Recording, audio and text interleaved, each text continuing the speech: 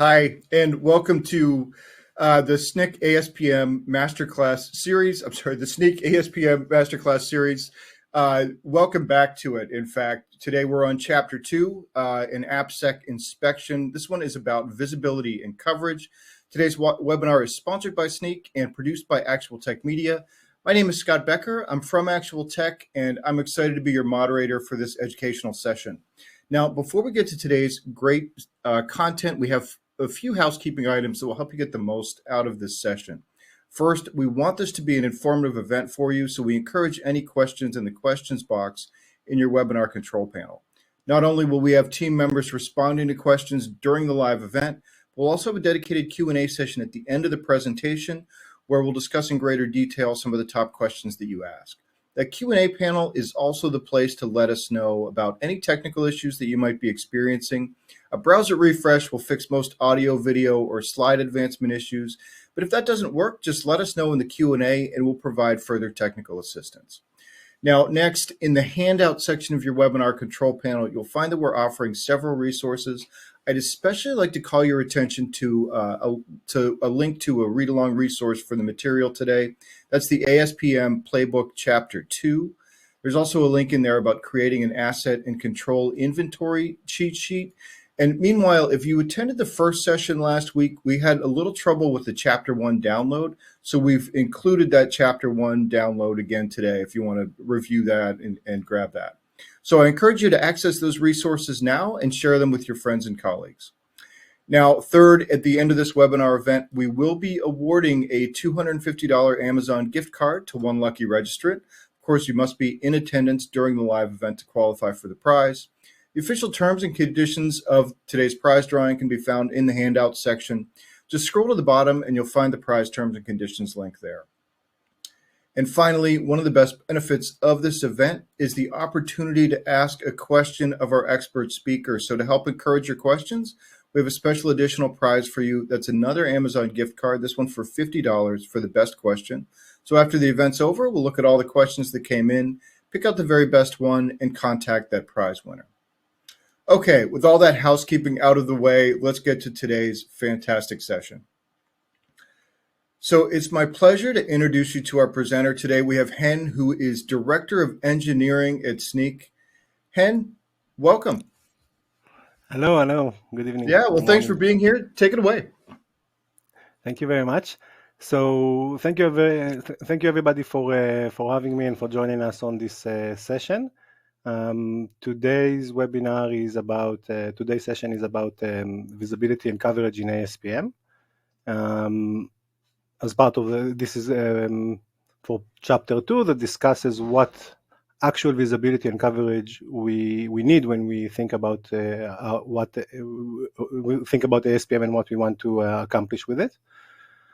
Before I get to this, I'd like to share a bit of my background, and to give you a little bit of context on where I am coming to this subject from.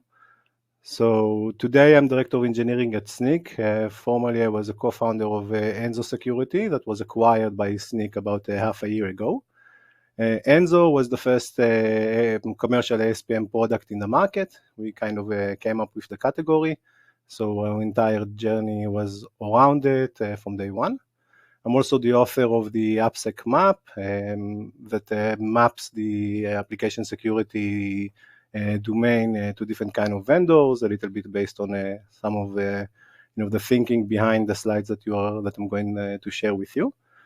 Personally, I really like to build things, and this is what motivates me in this area. I spend a lot of time hacking things, breaking things in the beginning of my career. I think it's most of my career, almost half of my career now. So hacking was a very big part of it, but over time it became more about trying to help people build it safely or fix it when it's not safe and do it in large scale with a lot of engineering teams. And this is where I came from to the ASPM question and problem. And all that was through experiencing a big part of my personal journey in the life of AppSec. So we're going to talk a little bit about that. I'm going to talk about the characteristic of AppSec that pushes us to adopt something like ASPM and then also help us understand what exactly we really need to manage posture of applications. And we will dive into the visibility and coverage aspects of it that are extensively discussed in the handout that we give as part of this chapter, and focusing on what actual kind of visibility we need into our application data to be able to run an ASPM operation. So let's start with the life of AppSec. One of the things that was interesting for me when I started as a pen tester was the application is kind of where it all comes together. Everything that you've built, your infrastructure and the code and your custom code in combination with some products like maybe databases or maybe SaaS software. But when I started, SaaS was not around so much. And the main thing is that it's very all-inclusive. So one application installed on one server with one set of configurations can have a very different security posture than the same application running in different environments. One environment hosting one application has a very different security posture than the same environment hosting another application. And AppSec people have to be very, have to look at a lot of things across the technical stack. And it doesn't even stop there. They also need to go to the business logic. So it's all over the technical stack. It's also all the way to the product and the business logic, which means that the life of AppSec is very wide. It's about everything. You need to look at everything to make sure that the software is actually operating in a secure way. The mission of AppSec is to secure the software manufactured by the organization. So in times you need to even consider if you take under AppSec jurisdiction the system that you like the off-the-shelf system that you can orchestrate inside your implementation. But the main real focus is around the software that you are creating, the software that you are building. And of course, as the industry, the software industry, and the high-tech industry is getting more and more advanced, is conquering more and more businesses and making them like digital first, and putting a lot of emphasis on using technology and information technology to run the business. Developers get better, get faster. Today, even with introducing stuff like Gen AI, they're getting even more fast. And if you are responsible for this everything, you need to deal with this speed, and this becomes quite difficult. And we're just going to do a short overview to kind of talk to this point. So I'm starting with a very, very basic and high-level threat modeling based on Stride methodology for the entire domain. I know that it's not normally done this way. Usually we do it for a service or for a function even. But let's try and kind of think on the entire domain. Let's try to focus the threat modeling. And for those of you who haven't tried Stride, I recommend to read the content around it. It's a threat modeling methodology developed through Microsoft. And in Stride, you try to categorize your different elements, the different elements of the threat scope, and assign different threat categories to each element. So you know where to focus and where to eliminate and resolve, mitigate the threat in the different tools that you have. It's sometimes confusing because when we talk about threats like, say, elevation can be usually accomplished through tampering. So if in CI/CD someone tampered with our CI/CD, it can help them elevate into more permissions. But let's try to keep it simple. Let's try to even think from the main top-level elements in our application manufacturing process, what kind of main top-level threats we have. Direct, not like after exploiting one threat, moving on to the next one, but just direct threats. So we can see that our entire code base can expose us to any kind of threats that is relevant in software, because in the bottom line, the code is implementing everything that is done through the transactions between you and your customers, you and your affiliates, and everybody that connects to your digital services. And your code could be exposing your business to all of these threats. We don't really need to drill in just to see that this, even if you don't agree on the details and you wouldn't put an X exactly where I put it, we all agree that there is a very wide threat landscape, and we need to kind of have an all-inclusive approach that looks at the entire thing. And maybe we can talk a little bit to the reason why this is. And I think that a main reason for me, and the main weakness of software, is that it is complicated, and that software security is even more complicated. It has many different aspects to it, but I've listed some of them, like, for example, the proliferation. The meaning of proliferation, the fact that you can implement the same business function with endless variety of methods or technologies, combinations, architectures. You can basically do whatever you want, because software is very fluid. You could shape it in different ways. Creates a situation where the assessment of the software to check if it's safe or not becomes more difficult, because you have to address the nuance of every technology. It's in code languages, it's in architecture, it's in operational model, it's in many different things, and this is a recurring theme: the proliferation of approaches, implementations, technologies, environments, consideration that you need to take into account, because essentially software security is directly affected by very many important details that hide through the technology and the environment that it's operating in, and can have a business-specific risks that are associated with, some sort of a specific flow that applies to some business transactions but not others, and the implementation did not account for it. And unfortunately, maybe now there is, with Gen AI and some of the futuristic ways of we starting to think about software. But to date, there is no magic solution. You have to walk the walk. You have to do all the things to make sure that you manage to secure the software.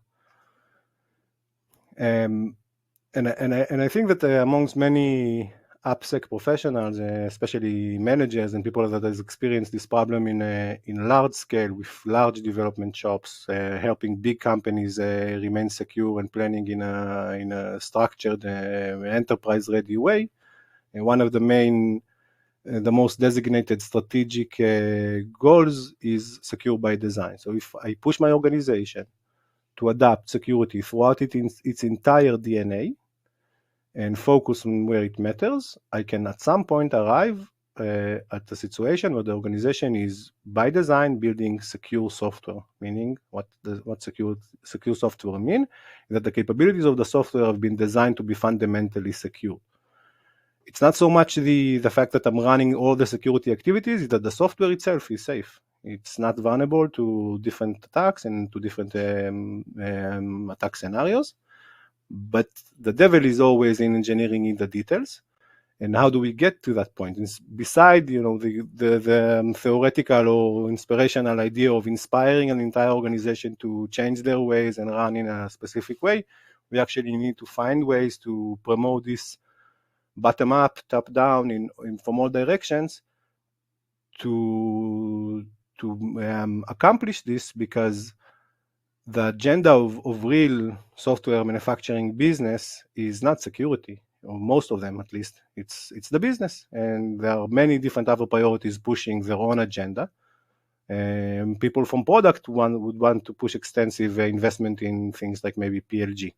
And how does this compete with shift left and other things that are in application security? And this is something that developers have to balance all the time.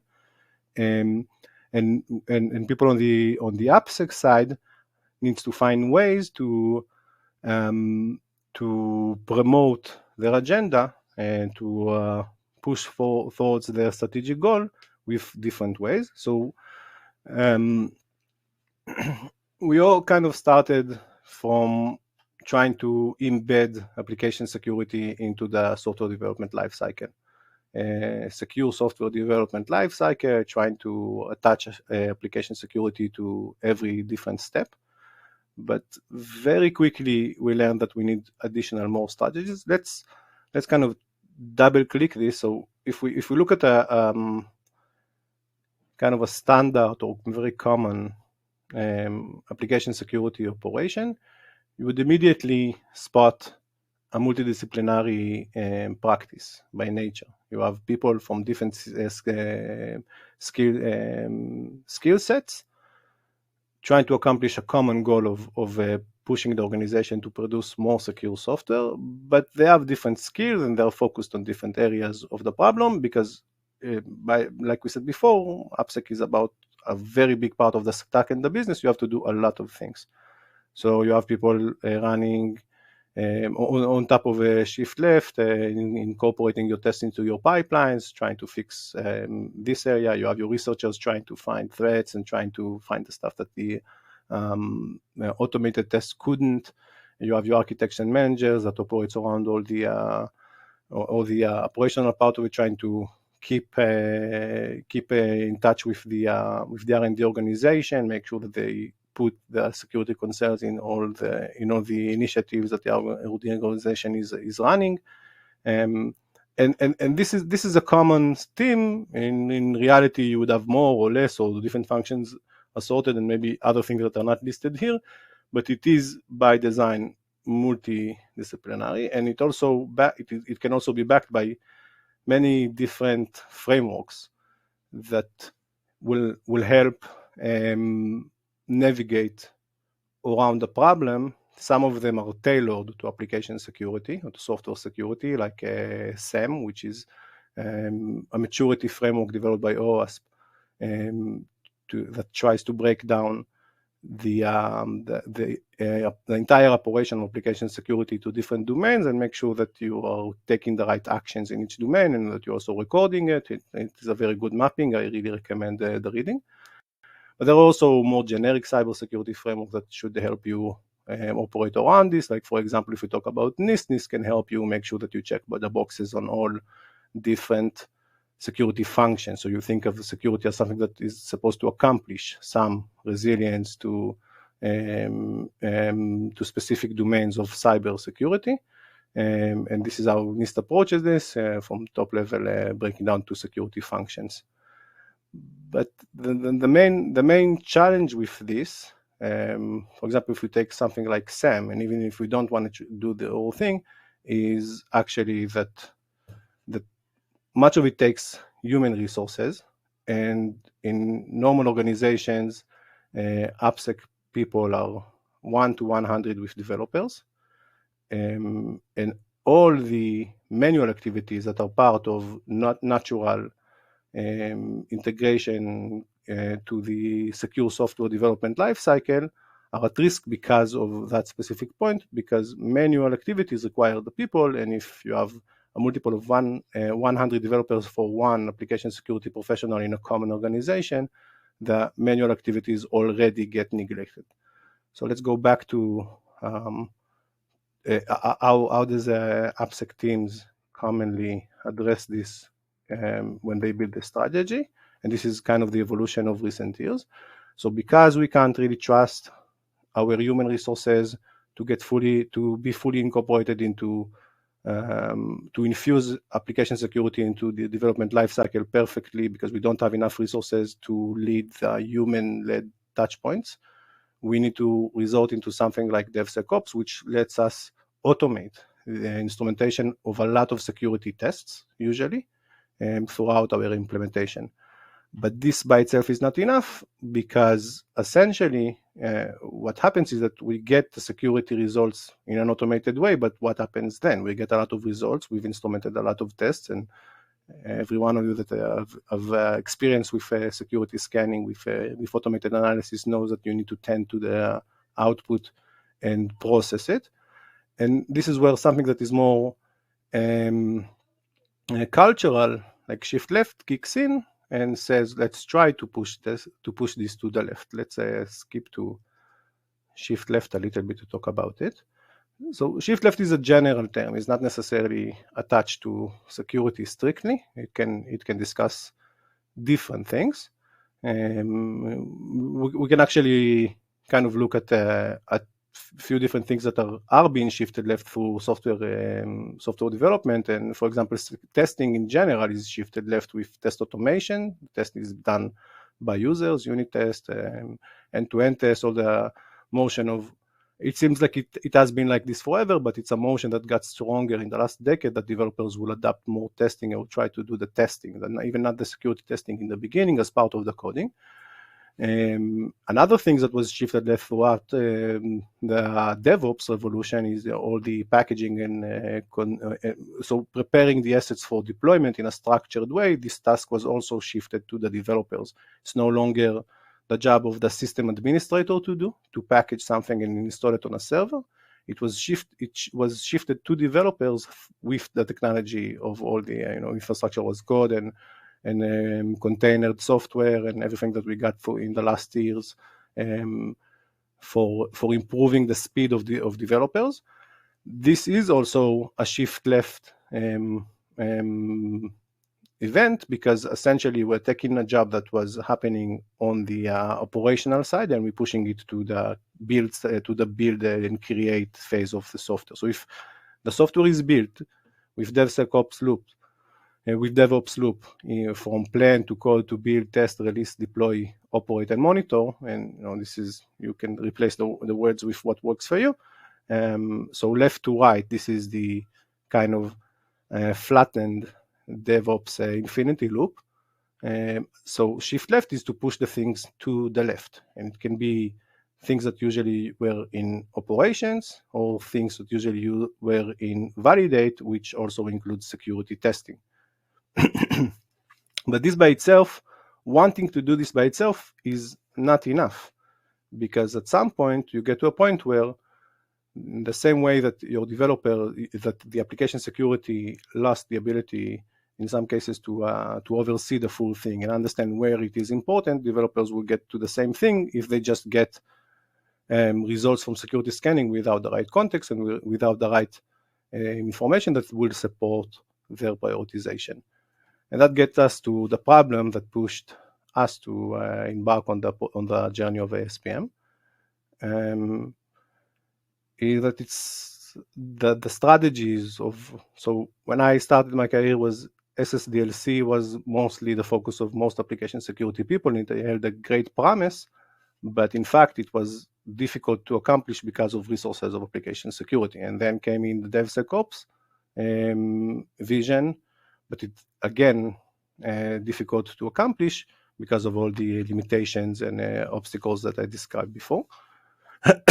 And with ASPM, the part of the idea is to shift a little bit the perspective, and it starts with framing the problem a little bit differently. So we iterated through kind of an overview of the life of AppSec, and in this overview we discussed the different things that makes it complicated and heavy and with a lot of investment required. And by shuffling it back and just saying, let's try to put order to it to make it more effective and easier to run a management operation on top of AppSec, we also need to kind of rethink how we see the problem, because the problem is not necessarily that we have bugs in our code. The problem starts before, that we are not ready and prepared to invest the right resources in making sure that in places we care about, we don't have these problems. And start with missing visibility. We cannot really assign the right resources if we don't really understand the full mission scope.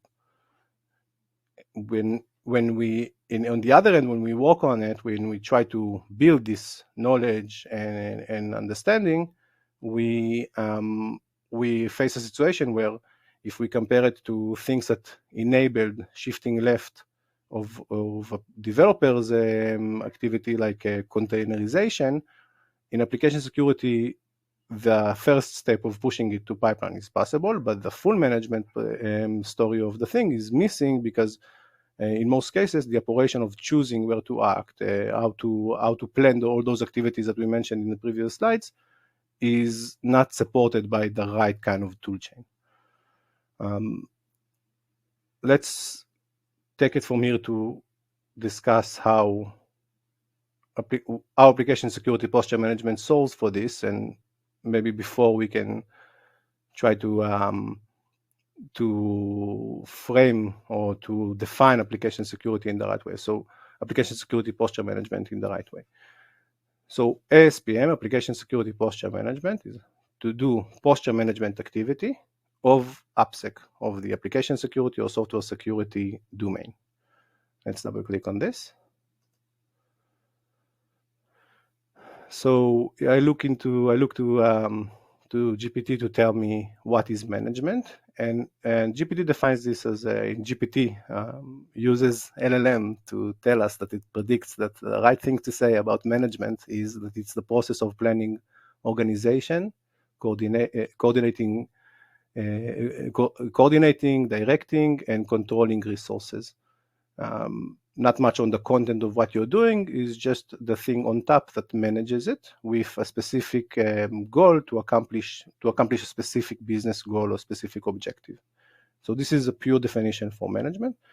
And then in posture, the GPT outputs something that is more relevant for the human body, but I think we can use this. The position and alignment of the body, particularly in the spine, in relation to the surrounding environment. So I like it. It works for me when I think about posture of application or of application security. And then AppSec, and this is definition is coming from me, it's a multidisciplinary practice that secures software throughout its manufacturing and operation. So if we try to combine all the blocks like I would do when I code, it will be that I want to manage AppSec. If I'm just doing management of AppSec, then I'm doing planning, organizing, coordinating, directing, and controlling resources to secure software, which is AppSec's goal. But if I'm doing application security posture management, I'm doing something a little bit different. I'm doing the management, which is the planning, yada yada. But I'm doing it to achieve healthier positioning and alignment. I'm doing it to achieve better posture, and not directly to secure software. And this is kind of a cascading element in the approach that lets you reconsider how you do things, and let's try to see how this connects to visibility and discovery of your assets and controls.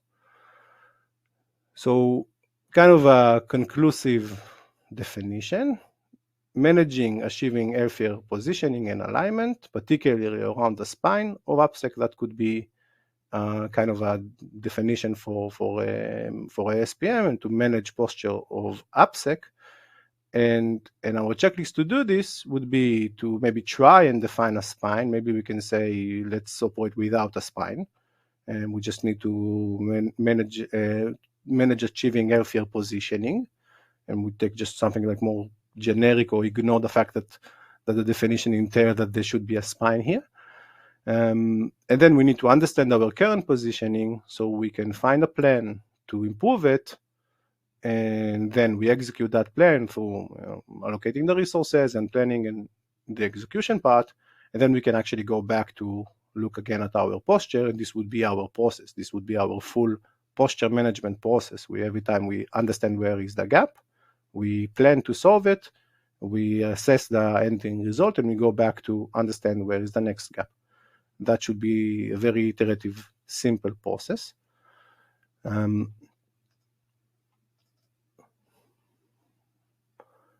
So how does that relate to visibility and coverage?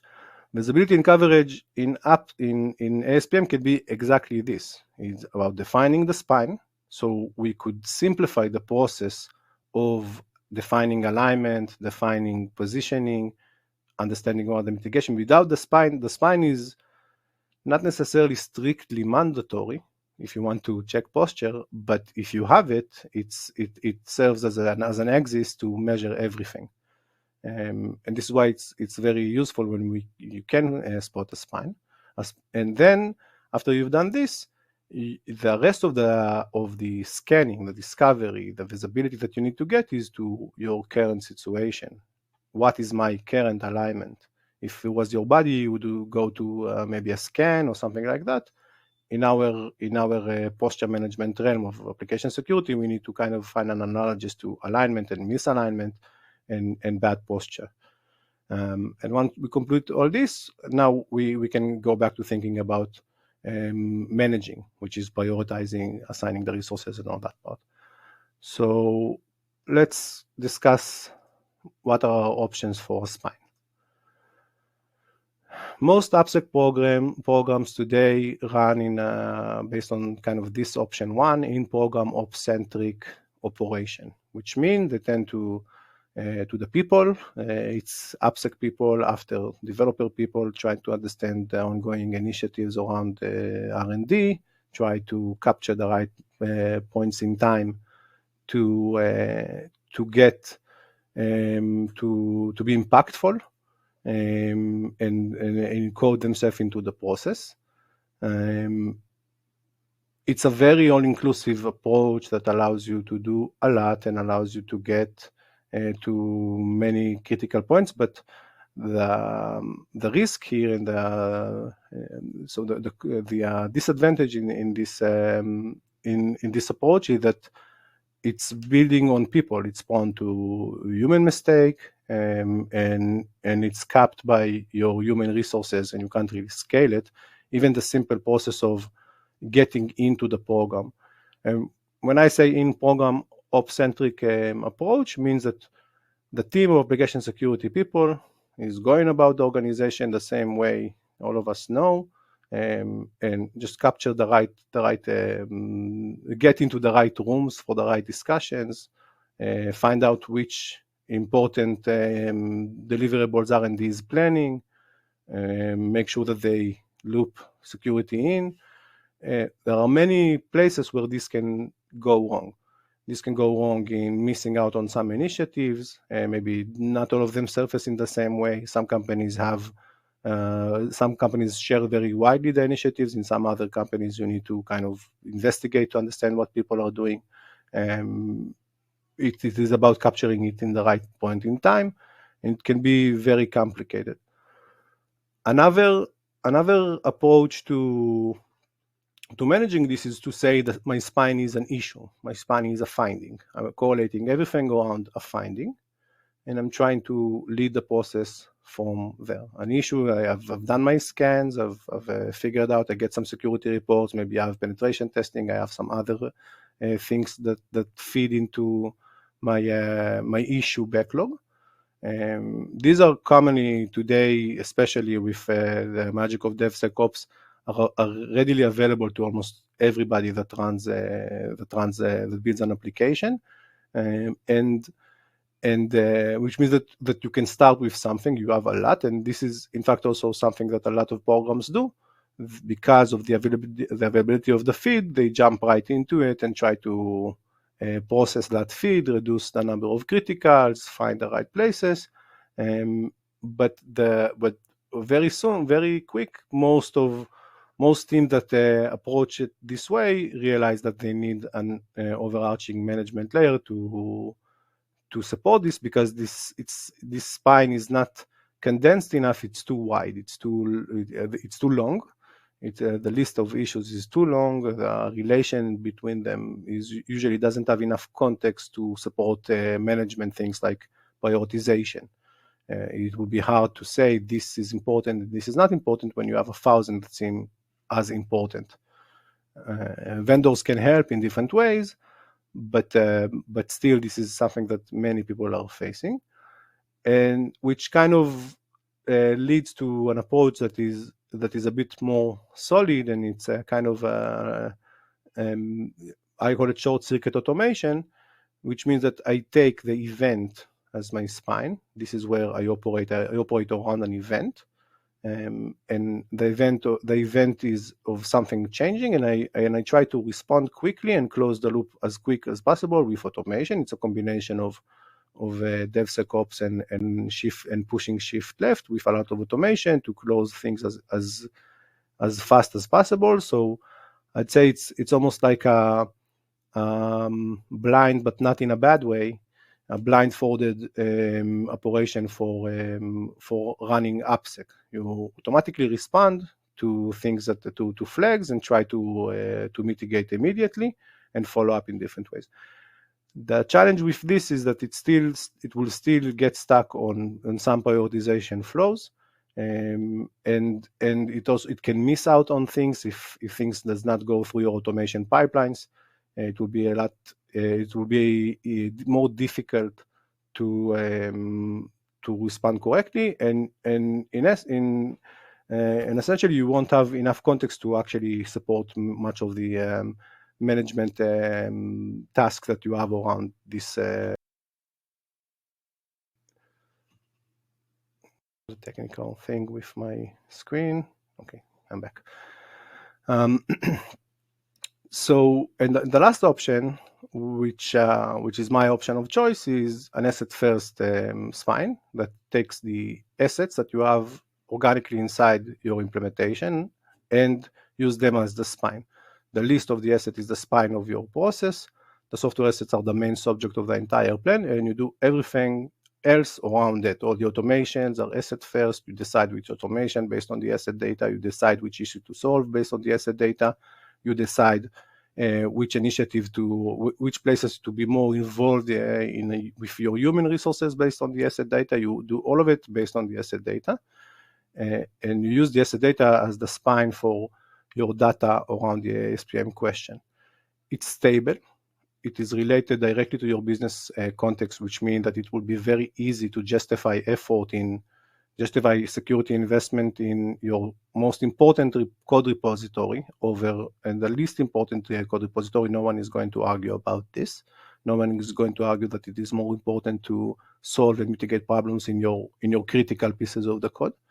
It's all inclusive and can be personalized. You can say for this part, if you have the facility, if you have the capacity to manage this list sufficiently, you would be able to tweak and tune everything around the business context of each asset and build around it. So if anyone can share in the chat if they have any disadvantages and they can think of anything that can go wrong, beside the fact that it's not always so easy to get the list of managed assets. If you have some insights for me, what can go wrong when you do an asset first approach to ASPM and use it as a spine for building your posture management? If you have any ideas, I'd love to hear. Let's go. Let's try to conclude this because we're getting into the Q&A time. So we've got the spine. The spine would be assets. And now the next step would be, if we go back to our checklist, the next step would be so we choose a spine, and then we need to understand positioning and alignment. The text is a little tiny, but I hope you can see. And we define a plan to improve it. We then execute that plan, and then we go back to the positioning assessment. So let's look at this again. So we have kind of our positioning and alignment proposal for definition for positioning and alignment. But first, when we have chosen the assets as a spine, it already says that we need to invest directly in getting visibility into our assets. And what kind of visibility we need? We need to list down all assets we are expecting to have workflows around. We're expecting to be testing the repository, so we need a list of all repositories to be able to say is security testing aligned across our entire asset inventory. These are classical alignment questions. Maybe alignment is used in a little bit different semantics here, but still it fits very well. When we think about, first we have the spine, we list all the assets. Which assets we list? We list those assets we want as an AppSec team to have eyes on. We will list on the assets that we want to know when we don't have eyes on.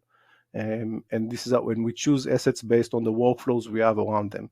If we have a workflow with a repository, if we have a workflow with a cloud service, if we have any workflow that we want to build around an asset in our application inventory, this can become an asset that you keep and you discover in your inventory. The visibility usually is acquired through scraping data from sources like GitHub and maybe your runtime environments to scrape this data. Different organizations approach this in different ways, but when you focused on understanding what assets you have, that you have relevant workflows as AppSec to them, and then go after the signals that tell you about the alignment. Not all of your assets are covered by the same kind of security program. You have one security program and you've been probably doing an op-centric kind of operation, meaning that you got limited reach and you got to some places but not everywhere.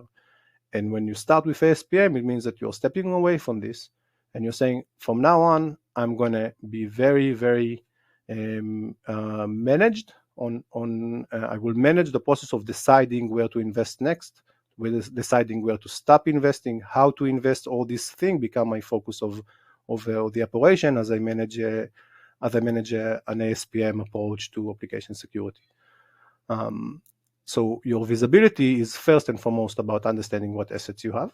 And then the second step of visibility is to get some insights into your alignment.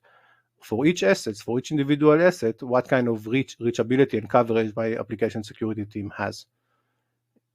And as part of doing this, and this is the interesting part in ASPM, this cascade helps you accomplish a lot and get very relevant and high reach, because as you go about understanding your coverage, you will also pick up on signals that says that you have bad position. An example, I have a repository, I'm checking on its alignment, I see that it doesn't have a specific scanner, I onboard the scanner, and then I can get a lot of feedback that tells me that I have bad position, and then I decide I already have some information about the gap, and I can plan how what would be my next iteration in improving the situation. In essence, it's an iterative process.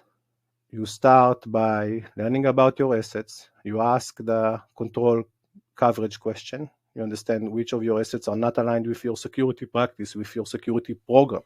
You expect assets to be processed in a specific way, and if they are not, you would need to onboard the controls.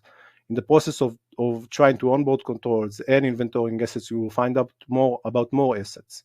When you start onboarding controls that tell you that maybe for the first time for some of you, or maybe not for the first time, we'll tell you about what's inside the code. We'll break it down in different ways. We'll show you cloud resources in the infrastructure as code elements inside. We'll show you first-party packages inside. We'll show you some things inside. You will then maybe develop an appetite to define them as asset as well, that you need to cover again, and you need to measure the coverage of controls on those assets again. And then you start to get your understanding of what is your security posture, what is your actually security posture by measuring each assets, what is the alignment, what is the bad positioning after you've aligned it. And then you see the gap and you can plan again another iteration of applying some mitigation, keep tracking over it, and conquering more and more. So this is the idea behind investing in visibility and coverage, is to create a spine that helps you remain organized as you uncover more and more information about your scope.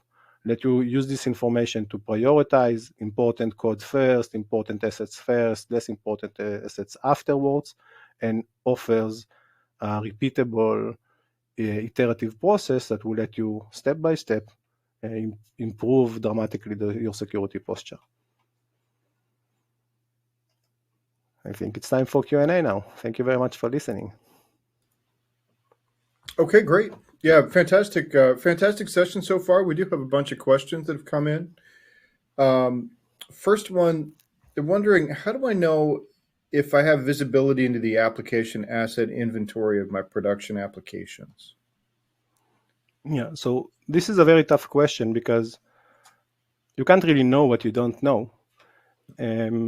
So my suggestion is to assume that there is something that you don't know and try to find it. Try to find this asset that you wouldn't think is in production. Try to find one. Have one of your researchers go after this. An asset that is in production, but the rest of the data that we know about it is not aligned to this information. And then, even if you don't find anything like this, you will learn a lot. You will do a lot of homework. You will learn about how assets are arriving at production, how to capture them, what kind of signals to capture on them, and you will develop a lot of intelligence that is key to unlock a ASPM option in your environment. Okay. All right. Yeah. And a related question to that, how long does it take to create a spine? The kind of thing that you're describing here for an organization. So I think that as long as you just get started, the thing about this that is very interesting is it's a very fundamental security principle to have an inventory of the things that you are trying to secure what you don't really know. If you don't know that these things exist and that you have a task to secure it, you can't secure it. So it's a fundamental security principle, but it is neglected in many cases for different reasons. Usually legacy reasons and just how things were done in the past. So the earlier you start is better, and you don't even have to try and get to a full spine by day one. Build a spine of your 10% most critical applications, just the 10 most important ones. Do it manually, list them down, but then start operating systematically with good visibility, automated information about those what's already in the inventory. Start analyzing it, get the context for it, and measure in a standard way, and then start to list more assets this way. But you don't have to start with the whole thing, but it's just important that you start. Okay. All right. Excellent. Another question here, wondering, how do you protect an application against SQL injection attacks? That's an excellent question. So if you were doing just AppSec management, you would try to scan as much as you can and find all the places where you have this kind of SQL injection. Maybe employ penetration testing person, and you can do a lot of things to spot them, and then start to apply fixes. You can maybe decide that you want to have some firewalls helping you protect it. But if you go about this in an ASPM approach, you would first understand in what assets this threat is real, and you focus your question to say, here are the places where I'm going to actually try to protect against it, and then you will examine your options. One option would be to go and do a very good assessment and eliminate the instances of bad code, because SQL eventually is bad code in your code base. Go about this and eliminate it. You could also try to, if it's possible in those contexts, in those assets that are possibly vulnerable to it, to use something like a firewall in front of them, plan and put a firewall in front of them, and maybe a combination of the two if these are very concerned. Like if you've repeatedly gotten reports from pen testers that you have the problem, you should put a lot of emphasis on it and make sure that you build few more controls other than just security testing to mitigate against it. For example, more PT and add another firewall and have application security folks part of threat modeling for those places. So like I said, there is no magic solution. You have to walk the walk to get there. Okay. Maybe a related question. How do I know if I'm effectively allocating sufficient resources and prioritizing work based on my strategic goals in AppSec? Right. So if I'm paying $1,000 for car insurance, is this a good price or a bad price? I guess it depends on the car. I mean, if it's an expensive car, if it's a really expensive car, maybe it's a good price. If it's a very cheap car, so it starts with the asset. If you understand what is the potential, say, the business impact of this asset and what a risk to this asset mean, and then you come up with, you've measured the coverage, the activities that you lead on that asset, and then you can come up with another that tells you, and that you can share with your executive, that tells you, am I investing in the right way? Is my investment relevant? Am I paying too much money to secure something that is not so important for us? So you can start unlocking this discussion when you understand the asset impact. Okay. All right. Excellent. There's another question here. They're asking, how about the configuration with hybrid solution architect? And I think that question came in when you were on. I'll just pop the slide up. When you were on this slide here, they were asking How about the configuration with a hybrid solution architect? Yeah. So the way I see it, the reality of software security is that hybrid, non-hybrid, multi-cloud, cloud agnostic, runs on your own computer at home does not really matter. You have to profile the application, you have to understand its specific consideration, but having it running on cloud services or having it running on your own server can result in the same security posture if you've done the right things.